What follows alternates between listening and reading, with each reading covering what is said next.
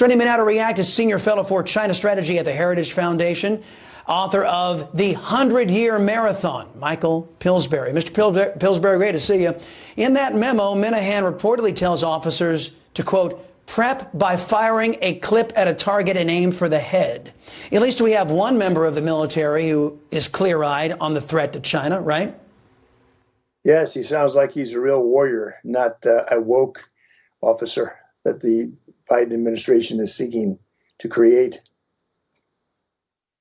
Yeah, no kidding. And again, the threat that China is posing, I should say. Meanwhile, a DOD spokesperson tried to downplay the general's warnings, writing, quote, these comments are not representative of the department's view on China.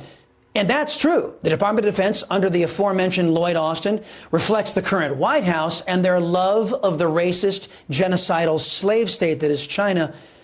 Sir, this weakness invites war, doesn't it? I think so. There's an academic field over the last 50 years or so, at least 10 books on the causes of war, the origins of war. And the basic point they all agree on is misperception. When one power thinks it's superior to a weaker power, in this case, China, thinking it's superior to us in the Taiwan area, that's one of the factors that causes war right there. So we need to deter China to make sure that they believe the costs are very, very high to an invasion or to use of force and coercion. But that's not really happening. There's not been any special measures of deterrence under the Biden administration.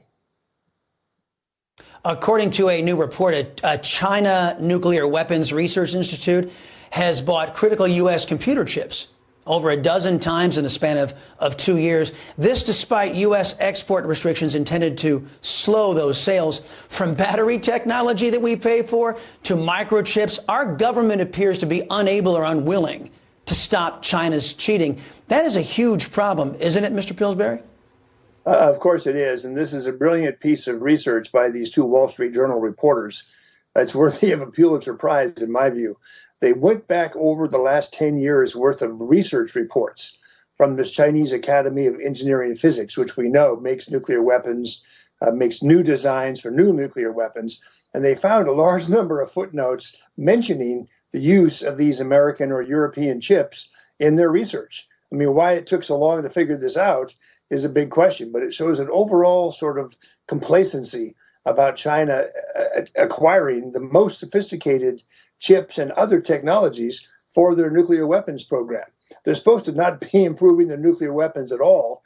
As you know, they were almost laughed at a couple of years ago. 300 new silos appeared in the Chinese Western Desert. They said this is for wind turbine poles that would generate electricity. It's not true. They're beginning to put missiles in there. And this chip acquisition from the West shows that we're helping to build up an enemy against us. Yep, the incompetence of our government because they're concentrating on doing everything except for protecting us. It could be the death of us all. Michael Pillsbury, sir, thank you very much for your time and attention here on the Salcedo Show.